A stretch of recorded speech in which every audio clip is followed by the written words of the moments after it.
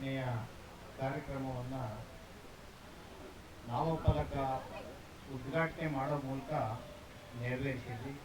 ಹಾಗೆ ದೊಡ್ಡಬೇಗೂರನ್ನು ಕೂಡ ಈ ಶಾಖೆ ಉದ್ಘಾಟನೆ ಕಾರ್ಯಕ್ರಮವನ್ನು ಮಾಡಿದ್ವಿ. ಈಗಾಗಲೇ ಇದೇ ಥರ ಒಂದು 10 ಕಡೆ ಇವತ್ತು ಶಾಖೆ ಉದ್ಘಾಟನೆ ಕಾರ್ಯಕ್ರಮ ಮತ್ತು ಬಹಿರಂಗ ಸಭೆಗಳನ್ನು ಮಾಡಿದ್ವಿ. ಈ ಒಂದು ಕಾರ್ಯಕ್ರಮದಲ್ಲಿ ಏನಿವತ್ತು ಡಾಕ್ಟರ್ BR ಅಂಬೇಡ್ಕರ್ ಜಯಂತಿ ಮತ್ತು ಗ್ರಾಮ ಶಾಖೆ ಉದ್ಘಾಟನೆಗಳು ಮತ್ತು ಸಂವಿಧಾನ ಜಾಗೃತಿ ಆಂದೋಲನ ಕಾರ್ಯಕ್ರಮ ಅಂದರೆ ಇವತ್ತು ಸಂವಿಧಾನ ದಿನಾಚರಣೆ. ಈ ಸಂವಿಧಾನ ದಿನಾಚರಣೆ ಕಾರ್ಯಕ್ರಮವನ್ನು ಈಗಾಗಲೇ ಸುಮಾರು ಬೆಳಿಗ್ಗೆಯಿಂದ 10 ಕಡೆ ಕಾರ್ಯಕ್ರಮವನ್ನು ನಾವು ಹಾಜರಾಗಿ ಕಾರ್ಯಕ್ರಮಗಳನ್ನು ಅಲ್ಲಲ್ಲೇ ಮಾಡಿ ಇಲ್ಲಿಗೆ ಬಂದಿದ್ದೇವೆ. ಇಲ್ಲಿ ಬರುವಾಗಲೇ ಇವತ್ತಾಗಲೇ ಸಂಜೆ ಆಗಿ 6-7 ಗಂಟೆ ಆಗೋಗಿದೆ. ಈ ಒಂದು ಕಾರ್ಯಕ್ರಮವನ್ನು ಆಯೋಜಿಸಿರ್ತಕ್ಕಂಥ ನಮ್ಮ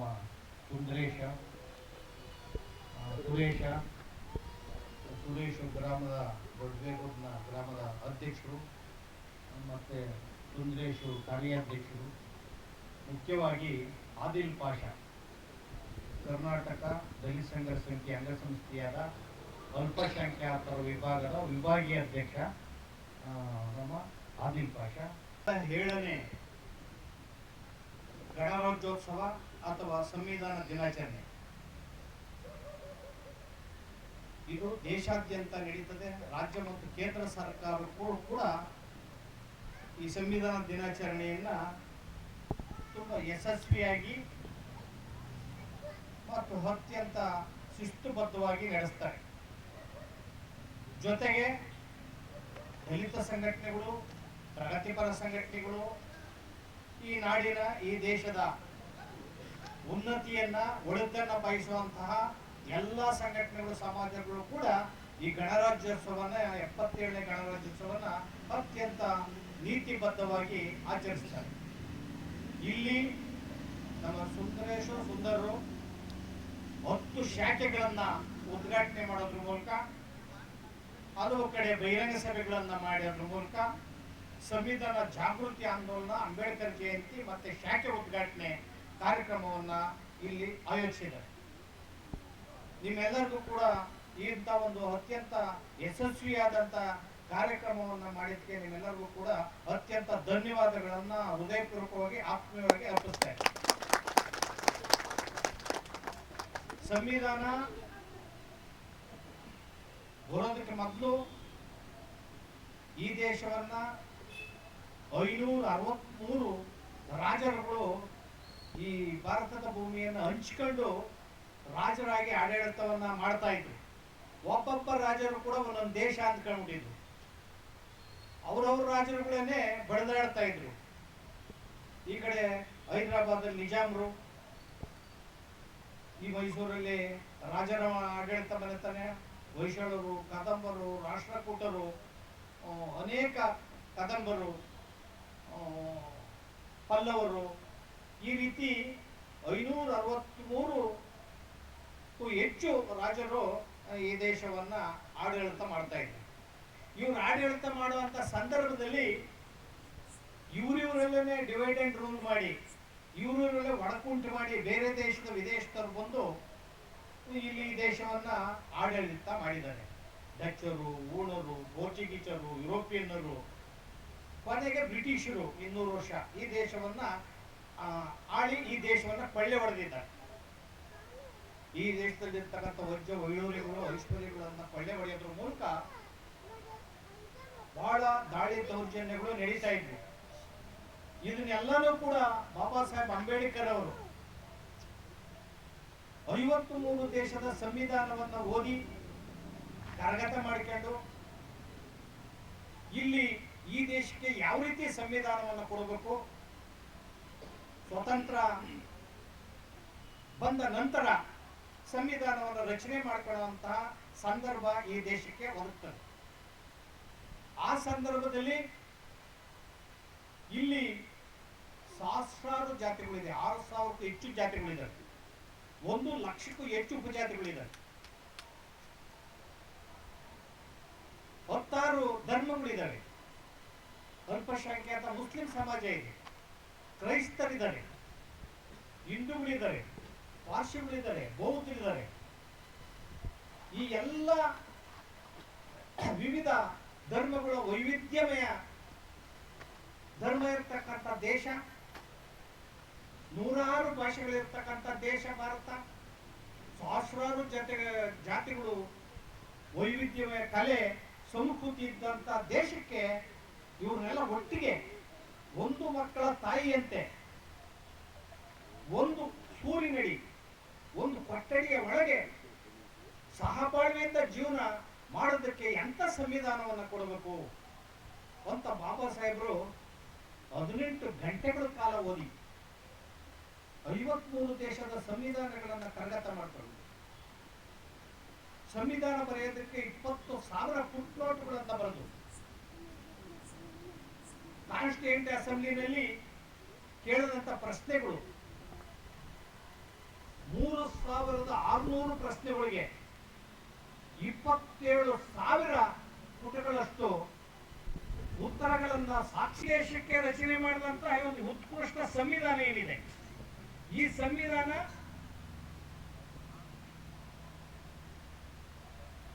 ಇಡೀ ಅನೇಕ ದೇಶ ವಿದೇಶಗಳ ಸಂವಿಧಾನ ತಜ್ಞರು ಅತ್ಯುತ್ತಮ ಸಂವಿಧಾನ ಅಂತ ಹೊಗಳಿದ್ದಾರೆ, ಕೊಂಡಾಡಿದ್ದಾರೆ.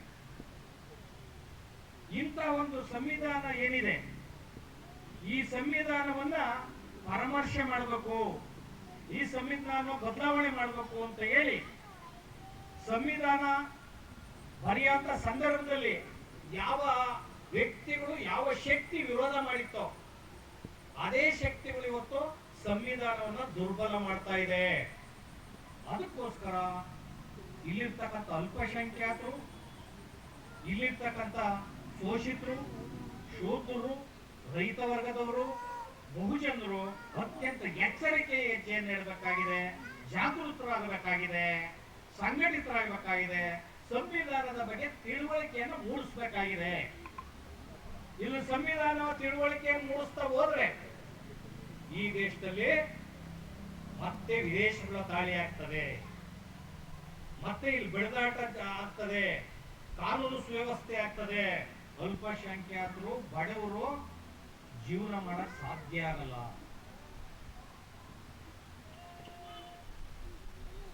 ಏನು ಇವತ್ತು ಯುದ್ಧಗಳು ತಪ್ಪಿದೆ, ಭಾರತದ ಮೇಲೆ ದಾಳಿಗಳು ತಪ್ಪಿದೆ ಅಂದ್ರೆ ಇಲ್ಲಿರ್ತಕ್ಕಂಥ ಸಂವಿಧಾನದಿಂದ ಮಾತ್ರ ಸಾಧ್ಯ.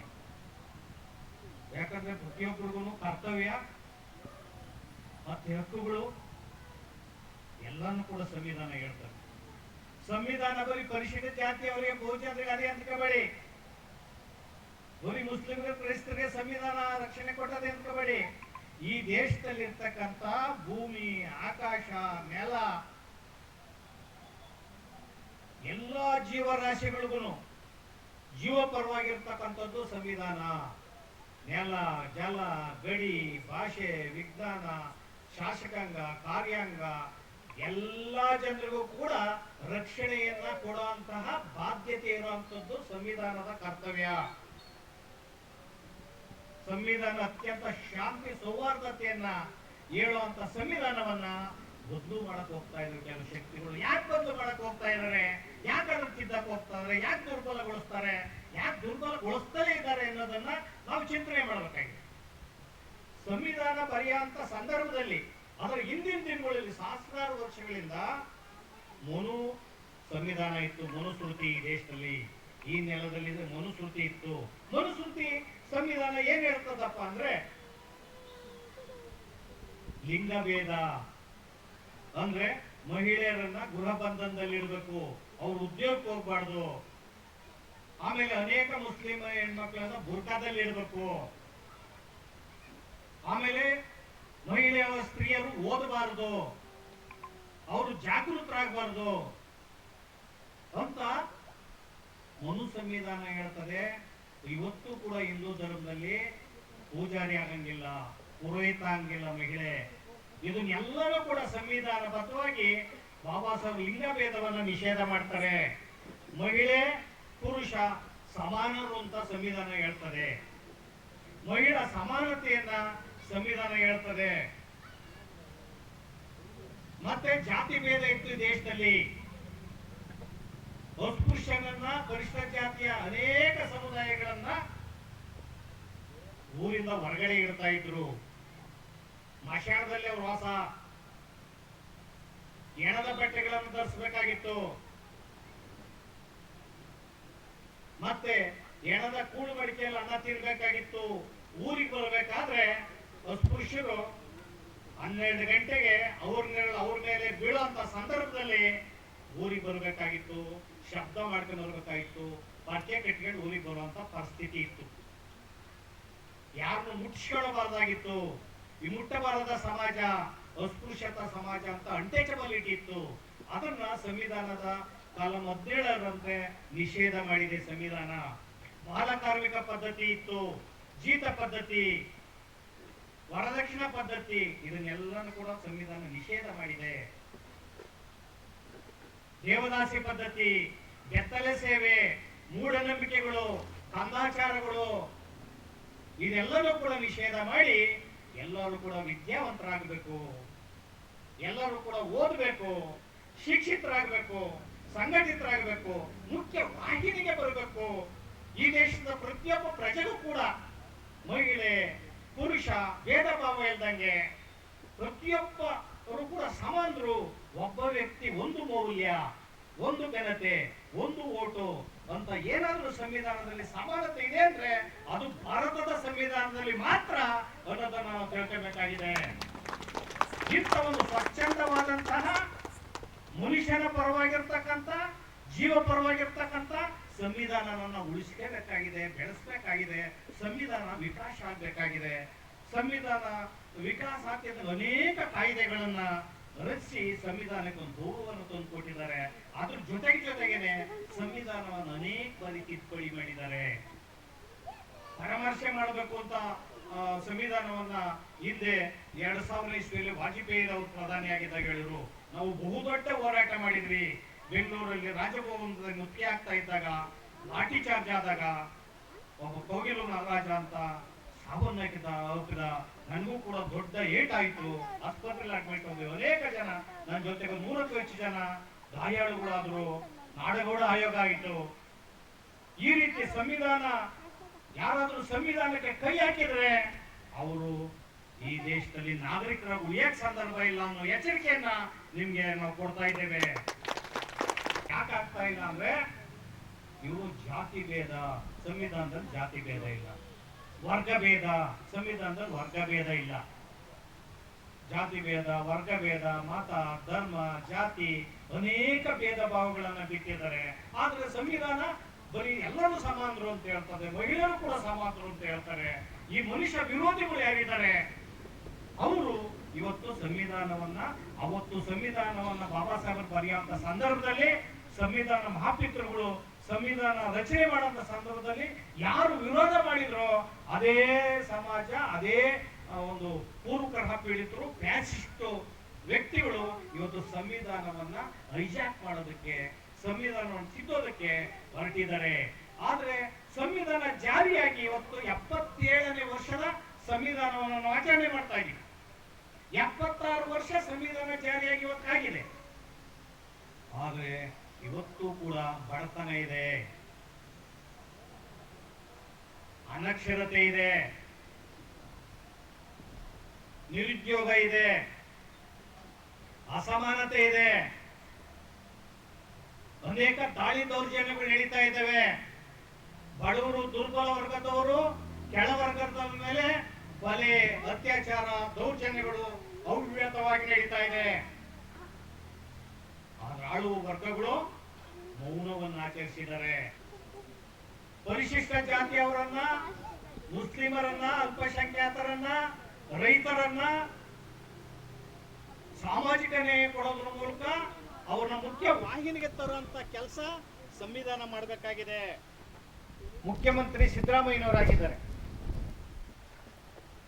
ಸಿದ್ದರಾಮಯ್ಯನವರು ಅಥವಾ ಕಾಂಗ್ರೆಸ್ ಸರ್ಕಾರ ಬರಬೇಕಾದ್ರೆ ರಾಜ್ಯದಲ್ಲಿರ್ತಕ್ಕಂಥ ಎಲ್ಲಾ ಸಂಘಟನೆಗಳು, ರೈತ ಸಂಘಟನೆಗಳು, ದಲಿತ ಸಂಘಟನೆಗಳು, ಕನ್ನಡ ಪರ ಸಂಘಟನೆಗಳು ಎಲ್ಲರೂ ಕೂಡ ಬೆಂಬಲ ಮಾಡಿದ್ವಿ. ಯಾಕೆ ಬೆಂಬಲ ಮಾಡಿದ್ವಿ ಅಂದ್ರೆ ಸಂವಿಧಾನವನ್ನ ಬದಲು ಮಾಡಿಬಿಡ್ತಾರೆ ಅನ್ನೋ ಒಂದು ಗಾಬರಿಯಿಂದ ಸಿದ್ದರಾಮಯ್ಯನವರು ಕಾಂಗ್ರೆಸ್ ಸರ್ಕಾರಕ್ಕೆ ಬೆಂಬಲ ಕೊಟ್ಟು ಇವತ್ತು ಪಕ್ಷನ ಅಧಿಕಾರಕ್ಕೆ ತಂದ್ವಿ. ಇವರು 5 ಗ್ಯಾರಂಟಿಗಳನ್ನ ಕೊಟ್ಟರು, 5 ಗ್ಯಾರಂಟಿ. ಈ 5 ಗ್ಯಾರಂಟಿಗೆ 52,000 ಕೋಟಿ ಖರ್ಚಾಗ್ತದೆ ಅಂತ. 52,000 ಕೋಟಿ ಇವ್ರು ಖರ್ಚು ಮಾಡಿ 5 ಗ್ಯಾರಂಟಿಯನ್ನ ರಾಜಕೀಯ ಕಾರ್ಯಕ್ರಮಗಳನ್ನ ಮಾಡಬೇಕಾಗಿದೆ. ಆದ್ರೆ ಯಾರು ಹಣ ಬಳಸಿದ್ರಪ್ಪ? ಸಿದ್ದರಾಮಯ್ಯನವರು, ಅಹಿಂದ ನಾಯಕರು, ಅಹಿಂದ ನಾಯಕರ ಅಧಿಕಾರರು, ಪರಿಷ್ಠ ಜಾತಿಯವರ ಪರವಾಗಿರೋರು, ಹಿಂದುಳಿದವರ ಪರವಾಗಿರೋರು ಅಂತ ನಾವು ಭಾವನೆ ಮಾಡಿದ್ವಿ. ಆದ್ರೂ 5 ಗ್ಯಾರಂಟಿಗೆ ಪರಿಶಿಷ್ಟ ಜಾತಿಯವರ ಅಭಿವೃದ್ಧಿ ಹಣ, SCP TSP ಹಣ ಏನಿದೆ 50,000 ಕೋಟಿಗೂ ಹೆಚ್ಚು ಹಣವನ್ನ 2.5 ವರ್ಷದಲ್ಲಿ ಸಿದ್ದರಾಮಯ್ಯನವರು 5 ಗ್ಯಾರಂಟಿಗೆ ಹಾಕಿಬಿಟ್ರು. ಪರಿಷ್ಠ ಜಾತಿಯವರು ಜಮೀನು ಕೊಡ್ಲಿಲ್ಲ, 1 ಎಕರೆ ಜಮೀನು ಎಲ್ಲೂ ಕೊಡ್ಲಿಲ್ಲ. 14 ನಿಗಮಗಳಲ್ಲಿ 1 ಪೈಸಾ 9 ಪೈಸಾ ಹಣ ಇಲ್ಲ, 1 ನಿವೇಶನ ಕೊಡ್ಲಿಲ್ಲ, 1 ಎಕರೆ ಜಮೀನು ಕೊಡ್ಲಿಲ್ಲ, 1 ಕೊಳವೆ ಬಾವಿ ಹಾಕ್ಸ್ಕೊಡ್ಲಿಲ್ಲ. ಹಾಸ್ಟೆಲ್ಗಳಲ್ಲಿ ಮಕ್ಕಳುಗಳಿಗೆ ಉಳಬಿದ್ದ ಅನ್ನ ಕೊಡ್ತಾ ಇದ್ದಾರೆ. ಸೊಸೈಟಿ ಅಕ್ಕಿಗಳನ್ನ ಹಾಸ್ಟೆಲ್ಗಳು, ಅಲ್ಪಸಂಖ್ಯಾತರ ಹಾಸ್ಟೆಲ್ಗಳು, ಪರಿಶಿಷ್ಟ ಜಾತಿಯವರ ಮಕ್ಕಳ ಹಾಸ್ಟೆಲ್ಗಳಲ್ಲಿ, ವಿದ್ಯಾರ್ಥಿನಿ ಹಾಸ್ಟೆಲ್ಗಳಲ್ಲಿ ಉಳದ ಅನ್ನವನ್ನ, ಆಹಾರವನ್ನ ಮಕ್ಕಳಿಗೆ ಕೊಡ್ತಾ ಇದ್ದಾರೆ. ಸಿದ್ದರಾಮಯ್ಯನವರ ಸರ್ಕಾರದಲ್ಲಿ 2.5 ವರ್ಷದಿಂದ ಮಕ್ಕಳುಗಳಿಗೆ ಸ್ಕಾಲರ್ಶಿಪ್ ಕೊಟ್ಟಿಲ್ಲ, ಲಕ್ಷಾಂತರ ಮಕ್ಕಳಿಗೆ ಸ್ಕಾಲರ್ಶಿಪ್ ಕೊಟ್ಟಿಲ್ಲ. ನಾನು ಸಿದ್ದರಾಮಯ್ಯನವರಿಗೆ ಕಳೆದ ವರ್ಷ ದಲಿತ ಸಂಘಟನೆಗಳ ಸಭೆಯಲ್ಲಿ ಕೇಳಿದೆ, 8,000 ಮಕ್ಕಳಿಗೆ ಸ್ಕಾಲರ್ಶಿಪ್ ನಿಂತೋಗಿದೆ ಸಾರಿ, ನೀವು ಇದಕ್ಕೆ ಕೊಡಿಸ್ತೀರಾ ಅಂತ. ಅಲ್ಲೇ ಕೇಳಿದ್ರು, ಅದು ಕೊಡೋದಕ್ಕೆ ನೋಡ್ರಿ ಅಂತ. ಏನು ಮಾಡಲಿಲ್ಲ. ರೈತರು ಅನೇಕ ಜನ ಸತ್ತೋಗಿದ್ದಾರೆ, ಇವತ್ತು ಕೂಡ ಸಾಯ್ತಾ ಇದ್ದಾರೆ, ಸುದ್ದಿ ಆಗ್ತಾ ಇಲ್ಲ. 20 ಜಿಲ್ಲೆಗಳಲ್ಲಿ ಸಾಮಾಜಿಕ ಬಹಿಷ್ಕಾರ ಇದೆ, ಪರಿಷ್ಠ ಜಾತಿಯವರ ಮೇಲೆ ಹಲ್ಲೆಗಳು, ದೌರ್ಜನ್ಯಗಳು ಆಗ್ತಾ ಇದ್ದಾವೆ. ಅದ್ರ ಬಗ್ಗೆ ಕಾನೂನು ಸುವ್ಯವಸ್ಥೆ ಸರಿಯಾಗಿಲ್ಲ. ಬರೀ ರಾಜಕೀಯ ಮಾಡ್ಕೊಳ್ಳೋದ್ರ ಮೂಲಕ ಮುಂದುವರಿತಾ ಇದ್ದಾರೆ. ಕೇಂದ್ರದಲ್ಲಂತೂ ಬಿಜೆಪಿ ಗೌರ್ಮೆಂಟ್ ಅಲ್ಲಿ SCP TSP ಕಾಯ್ದೆನೇ ಇಲ್ಲ. ಯಾವುದೇ ರಚನಾತ್ಮಕ ಕಾರ್ಯಕ್ರಮ ಕೇಂದ್ರ ಸರ್ಕಾರಕ್ಕೆ ಇಲ್ವೇ ಇಲ್ಲ. ಅಲ್ಪಸಂಖ್ಯಾತರ ಉದ್ಧಾರಕ್ಕೆ ಕಾರ್ಯಕ್ರಮಗಳಿಲ್ಲ, ರೈತರ ಉದ್ಧಾರಕ್ಕೆ ಕಾರ್ಯಕ್ರಮಗಳಿಲ್ಲ. ಅಂದ್ರೆ ನಾನು ಇಲ್ಲಿ ಹೇಳಕ್ ಹೋಗ್ತಾ ಇರೋದೇನಂದ್ರೆ, ಸಂವಿಧಾನದ ಚೌಕಟ್ಟಿನಲ್ಲಿ ಸರ್ಕಾರಗಳು, ರಾಜ್ಯ ಕೇಂದ್ರ ಸರ್ಕಾರಗಳು 76 ವರ್ಷಗಳಿಂದ ನಡೆಸಲಿಲ್ಲ. ಇವರೆಲ್ಲ ಯಾರು? ಇವರು ಪಟ್ಟಬದ್ಧ ಹಿತಾಸಕ್ತಿಗಳು. ಒಬ್ಬ MLA ಗೆದ್ದು ಬರ್ಬೇಕಾದ್ರೆ 25ರಿಂದ 50 ಕೋಟಿ ಖರ್ಚು ಮಾಡಬೇಕು ಒಂದು ಕ್ಷೇತ್ರದಲ್ಲಿ. ಒಬ್ಬ MP ಗೆಲ್ಲಬೇಕಂದ್ರೆ ಕನಿಷ್ಠ 100 ಕೋಟಿ ಖರ್ಚು ಮಾಡಬೇಕು. ಅಂದ್ರೆ 100 ಕೋಟಿ ಖರ್ಚು ಮಾಡೋರು, 50 ಕೋಟಿ ಖರ್ಚು ಮಾಡೋರು MLA MP ಗೆದ್ದು ಬರೋಕೆ ಯಾರು? ಶ್ರೀಮಂತರು. ಅಂದ್ರೆ ವಿಧಾನಸೌಧದಲ್ಲಿ, ಪಾರ್ಲಿಮೆಂಟ್ ನಲ್ಲಿ ಇರ್ತಕ್ಕಂಥವ್ರು ಎಲ್ಲರೂ ಕೂಡ ಶ್ರೀಮಂತರ ಮಕ್ಕಳು, ಭೂಮಾಲೀಕರು, ಮಾರ್ವಾಡಿಗಳು, ಹಣವಂತರು. ಆದ್ದರಿಂದ ಬಾಬಾ ಸಾಹೇಬ್ ಅಂಬೇಡ್ಕರ್ ಅವರು ಹೇಳೋದು, ಅಸ್ಪೃಶ್ಯತೆ ಅಂದ್ರೆ ಅಧಿಕಾರಹೀನತೆ. ನೀವು ಅನೇಕ ಜ್ವಲಂತ ಸಮಸ್ಯೆಗಳು ನಿರ್ಮೂಲನೆ ಆಗ್ಬೇಕಂದ್ರೆ ನೀವು ಅಧಿಕಾರಕ್ಕೆ ಬರಬೇಕು. ಸ್ವತಂತ್ರ ರಾಜಕೀಯ ಪಕ್ಷದಿಂದ ಮಾತ್ರ, ಸ್ವತಂತ್ರ ರಾಜಕೀಯ ಆಡಳಿತದಿಂದ ಮಾತ್ರ ಎಲ್ಲ ನಮ್ಮ ಸಮಸ್ಯೆಗಳಿಗೆ ವಿಮೋಚನೆಗೆ ಆದಿ. ಆದ್ದರಿಂದ ರಾಜಕೀಯ ಅಧಿಕಾರ, ರಾಜಮಾರ್ಗ, ಸ್ವತಂತ್ರ ರಾಜಕೀಯದಿಂದ ನೀವು ಮುಂದೆ ಬರಬೇಕು ಅಂತೇಳಿ ಬಾಬಾ ಸಾಹೇಬ್ ಅಂಬೇಡ್ಕರ್ ಅವರು ಹೇಳ್ತಾರೆ. ಜೊತೆಗೆ ಯುವಕರು, ಮಹಿಳೆಯರು, ರೈತರು, ಪ್ರಜ್ಞಾವಂತರು ಇವತ್ತು ವಿಧಾನಸೌಧಕ್ಕೆ, ಪಾರ್ಲಿಮೆಂಟ್ಗೆ ಬರಬೇಕಾಗಿದೆ. ಆ ಮೂಲಕ ಸಂವಿಧಾನವನ್ನು ಉಳಿಸಬೇಕಾಗಿದೆ, ಸಂವಿಧಾನವನ್ನು ಬೆಳೆಸಬೇಕಾಗಿದೆ. ಆ ಮೂಲಕ ಇವತ್ತು ಗಣರಾಜ್ಯೋತ್ಸವ ದಿನಾಚರಣೆಯ ದಿನ ನಾವು 1 ವರ್ಷಗಳ ಕಾಲ ಇಡೀ ಹಳ್ಳಿಗಳಲ್ಲಿ, ಎಲ್ಲ ಜಿಲ್ಲೆಗಳಲ್ಲಿ, ಪ್ರತಿ ತಾಲೂಕಲ್ಲಿ ಸಂವಿಧಾನ ಜಾಗೃತಿ ಆಂದೋಲನವನ್ನ ತೀವ್ರಗೊಳಿಸ್ತೇವೆ ಅನ್ನೋ ಮಾತನ್ನ ಈ ಸಂದರ್ಭದಲ್ಲಿ ದೊಡ್ಡಬೇಗೂರಿನ ಈ ಸಭೆಯಲ್ಲಿ ನಾವು ಹೇಳ್ತಾ ಇದ್ದೇನೆ. ಹಾಗೇನೆ ನಾವು ಇವತ್ತು ಇಡೀ ದಿನ ನಾವು Republican party of India B ಹಾಗೂ ಕರ್ನಾಟಕ ದಲಿತ ಸಂಘರ್ಷ ಸಮಿತಿಯ ಸಭೆನ ನಮ್ಮ ಕಚೇರಿನಲ್ಲಿ ವಿಜಯನಗರದಲ್ಲಿ ಇವತ್ತು ನಡೆಸಿದ್ದೇವೆ. ಈ ಕಾರ್ಯಕಾರಿ ಸಭೆಯಲ್ಲಿ ತೀರ್ಮಾನವನ್ನು ಮಾಡಿದ್ದೇವೆ. ಈಗಾಗಲೇ ಕಳೆದ 15 ವರ್ಷಗಳಿಂದ ಇಡೀ ರಾಜ್ಯಾದ್ಯಂತ ಸಂವಿಧಾನ ಜಾಗೃತಿ ಆಂದೋಲನವನ್ನು ಮಾಡ್ಕೊಂಡು ಬಂದಿದ್ದೇವೆ. ಇವತ್ತು ಗಣರಾಜ್ಯ 77ನೇ ಗಣರಾಜ್ಯೋತ್ಸವ ಅಥವಾ ಸಂವಿಧಾನ ದಿನಾಚರಣೆ ಏನಿದೆ, ಈ ದಿನಾಚರಣೆಯ ಅಂಗವಾಗಿ 1 ವರ್ಷಗಳ ಕಾಲ 78ನೇ ಸಂವಿಧಾನ ದಿನಾಚರಣೆವರೆಗೂ ಕೂಡ ಪ್ರತಿ ಜಿಲ್ಲೆ ತಾಲೂಕುಗಳಲ್ಲಿ ಸಂವಿಧಾನ ಜಾಗೃತಿ ಆಂದೋಲನವನ್ನು ನಾವು ಮುಂದುವರಿಸ್ತೇವೆ. ಹಾಗೆಯೇ ಮತ ಜಾಗೃತಿಯನ್ನು ಮಾಡ್ತೇವೆ. 2028ಕ್ಕೆ ರಾಜ್ಯದಲ್ಲಿ ನಡೆಯುವಂತಹ ಸಾರ್ವತ್ರಿಕ ಚುನಾವಣೆಯಲ್ಲಿ ವಿಧಾನಸೌಧದ 3ನೇ ಫ್ಲೋರ್ನಲ್ಲಿ ಸರ್ಕಾರವನ್ನು ರಚಿಸ್ತೇವೆ ಅನ್ನೋ ಮಾತನ್ನ ಈ ಸಂದರ್ಭದಲ್ಲಿ ಹೇಳಕ್ಕೆ ಇಷ್ಟಪಡ್ತೇವೆ. ಅಲ್ಲಿ ನಾವು ಹೇಳಿದ್ದೇವೆ, ನಾವು 2028ಕ್ಕೆ ರಾಜಕೀಯ ಕ್ರಾಂತಿ ಈ ರಾಜ್ಯದಲ್ಲಿ ಆಗ್ತದೆ. ಈ ರಾಜಕೀಯ ಕ್ರಾಂತಿ ಆಗೋದ್ರಿಂದ ಕಾಂಗ್ರೆಸ್ ಬಿಜೆಪಿ ದಳಕ್ಕೆ ಎದೆ ಡವಾಡವ ಬಡ್ಕಂತ ಇದೆ. ಅವರು ಬೇದಿ ಕಿತ್ಕೊಳ್ಳೋ ಅಂತ ಕೆಲಸ ಆಗಿದೆ. ಈಗ ಏನ್ ರಾಜಕಾರಣಿಗಳು ಇವತ್ತು ಇಡೀ ರಾಜಕೀಯವನ್ನ ಗುತ್ತಿಗೆ ಹಾಕಿರೋಂಥವ್ರು, ರಾಜಕೀಯವನ್ನ ಕಬ್ಜಾ ಮಾಡಿರೋಂಥವ್ರು, ಇಡೀ ದೇಶದ ಜನರನ್ನ ಗುಲಾಮರನ್ನಾಗಿ ಮಾಡ್ಕೊಂಡಿರುವಂತ ಸಮಾಜಗಳು, ಸರ್ಕಾರಗಳು ಏನಿದಾವೆ, ಇವ್ರಿಗೆ ಇವತ್ತು ಅವರ ಎದೆ ಬಡಿತ ಜಾಸ್ತಿ ಆಗಿದೆ. ನಾವು ಬಾಬಾ ಸಾಹೇಬ್ ಅಂಬೇಡ್ಕರ್ ಅವರ ಹೋರಾಟವನ್ನ ಮುಂದುವರಿಸ್ತಾ ಇದ್ದೇವೆ. ಕಾಂಚಿರಾಮಜಿಯವರ ಹೋರಾಟವನ್ನ ಮುಂದುವರಿಸ್ತಾ ಇದ್ದೇವೆ. ರಾಜ್ಯದಲ್ಲಿ ಪ್ರೊಫೆಸರ್ ನಂಜುಂಡಸ್ವಾಮಿ ರೈತ ಸಂಘದ ಹಿರಿಯ ಮುಖಂಡರು, ಪ್ರೊಫೆಸರ್ ಬಿ ಕೃಷ್ಣಪ್ಪನವರು ದಾಸಮದ ಚಳುವಳಿಯ ಅಧಿಕಾರರು, ಇವರ ಚಳುವಳಿಗಳನ್ನ ನಾವು ಕೊಂಡೊಯ್ತೇವೆ. ಅದಕ್ಕೋಸ್ಕರ ನಮ್ಮ ಹೋರಾಟಗಾರರು ನೀವು ನಮ್ಮ ಜೊತೆಗೆ ಬೆಂಬಲವಾಗಿ ನಿಲ್ಲಬೇಕು ಅನ್ನೋ ಮಾತನ್ನ ತಮ್ಮಲ್ಲಿ ಕೇಳ್ಕೊಳ್ಳೋದ್ರ ಮೂಲಕ ಬಾಬಾ ಸಾಹೇಬ್ ಅಂಬೇಡ್ಕರ್ ಅವರು 1936ರಿಂದ 1956ರವರೆಗೂ ರಾಜಕೀಯ ಹೋರಾಟವನ್ನ, ಸಂಸತ್ ಹೋರಾಟವನ್ನ ಮಾಡಿದ್ದಾರೆ. ಸಂಘಟನೆಗಳು, ಚಳುವಳಿಗಳು, ನೀವು ಕೂಡ ಬಾಬಾ ಸಾಹೇಬ್ ಅಂಬೇಡ್ಕರ್ ಅವರ ತತ್ವ ಸಿದ್ಧಾಂತವನ್ನ ಮತ್ತೆ ಅವರ ಮಾರ್ಗಗಳನ್ನ, ಅವರು ಕೈಗೊಂಡಂತ ನಿಲುವುಗಳನ್ನ ಸರಿಯಾದ ರೀತಿಯಲ್ಲಿ ಅರ್ಥ ಮಾಡ್ಕೊಳ್ಳೋದ್ರ ಮೂಲಕ ಈ ದೇಶದಲ್ಲಿ ಇರ್ತಕ್ಕಂಥ ಭೂಜನರು ಒಟ್ಟಾಗಬೇಕಾಗಿದೆ. ದೇಶದಲ್ಲಿ 40 ಕೋಟಿ ಪರಿಶಿಷ್ಟ ಜಾತಿ ಪಂಗಡಗಳಿದೆ, 30 ಕೋಟಿ ಮುಸ್ಲಿಮರಿದ್ದಾರೆ, 2 ಸೇರಿ 70 ಕೋಟಿ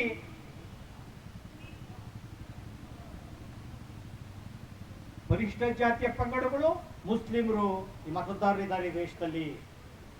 ನೀವೆಲ್ಲನೂ ಕೂಡ ಬರೀ ಚುನಾವಣೆ ಸಂದರ್ಭದಲ್ಲಿ ಎಂಡಗಳಿಗೆ, ಹಣಕ್ಕೆ, ಆಸೆ ಅಮೀಷಕ್ಕೆ ಒಳಗಾಗ್ತಾ ಇದ್ದೀರಿ. ಅದರಿಂದ ಈ ದೇಶವನ್ನ ಕಟ್ಟಕ್ಕಾಗ್ತಾ ಇಲ್ಲ. ಇವ್ರು ಇಷ್ಟ ಆಡಳಿತ ಮಾಡಿದ್ರು ಕೂಡ 76 ವರ್ಷ ದೇಶವನ್ನು ಸ್ವತಂತ್ರ ಸಂವಿಧಾನ ಜಾರಿಯಾಗಿ 76 ವರ್ಷಗಳಿಂದ ಏನು ಈ ದೇಶವನ್ನು ಆಡಳಿತ ಮಾಡ್ತಾ ಇದ್ದಾರೆ, ಈ ಅಧಿಕಾರವನ್ನ ಕೇಂದ್ರ ರಾಜ್ಯ ಸರ್ಕಾರ ಹಿಡಿದು ಆಡಳಿತ ಮಾಡಿದ್ರು ಕೂಡ ಬಡತನ, ಅನಕ್ಷರತೆ, ನಿರುದ್ಯೋಗ, ಸ್ವಜನ ಪಕ್ಷಪಾತ, ತೀವ್ರ ಭ್ರಷ್ಟಾಚಾರ ಈ ದೇಶದಲ್ಲಿ ಮುಳುಗಟ್ಟಿದೆ. ಈ ದೇಶ ತಲ್ಲಣಿಸಿದೆ. ಅದಕ್ಕೋಸ್ಕರ ಈ ದೇಶದ ಜನರನ್ನು ವಿಮೋಚನೆ ಮಾಡೋಕ್ಕೋಸ್ಕರ, ಈ ದೇಶವನ್ನು ವಿಮೋಚನೆ ಮಾಡೋಕ್ಕೋಸ್ಕರ ನಾವು ಹೋರಾಟವನ್ನ ಮಾಡಬೇಕಾಗಿದೆ. ಇದಕ್ಕೋಸ್ಕರ ನಾಗರಿಕರು, ವಿದ್ಯಾವಂತರು, ಪ್ರಗತಿಪರರು ನಮಗೆ ಬೆಂಬಲವಾಗಿ ನಿಂತು ಈ ಸಂವಿಧಾನವನ್ನು ಉಳಿಸಬೇಕು. ಸಂವಿಧಾನದ ಜಾಗೃತಿ ಆಂದೋಲನವನ್ನ ತಾವೆಲ್ಲನೂ ಕೂಡ ಅತ್ಯಂತ ಪ್ರೀತಿಯಿಂದ ಪ್ರಭಾವಿತವಾಗಿ ಬೆಂಬಲಿಸಬೇಕು ಅಂತ ಅತ್ಯಂತ ವಿನೀತವಾಗಿ ಈ ವೇದಿಕೆ ಮೂಲಕ ತಮ್ಮಲ್ಲಿ ಮನವಿ ಮಾಡ್ಕೊಂತ ಇದ್ದೇನೆ. ಜೈ ಭೀಮ್, ಜೈ ಭಾರತ್.